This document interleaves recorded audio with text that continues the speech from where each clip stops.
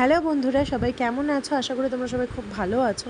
তো চলো, আজকে অনেক দিন বাদে তোমাদের সাথে আবার একটা ভিডিও নিয়ে এসেছি, রান্নার ভিডিও। বানাচ্ছি হচ্ছে চিকেন রেশমি কাবাব। তো রেসিপিটা তোমাদের সাথে শেয়ার করার জন্যই ভিডিওটা করা।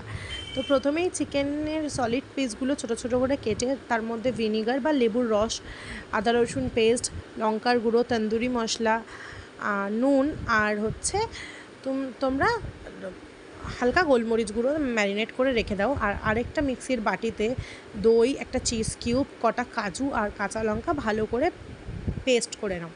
এবার সেই পেস্টটা ওই যেটা চিকেনটা মাখিয়ে রেখেছিলো ওর মধ্যে দিয়ে কিছুক্ষণ ম্যারিনেট করে রাখো।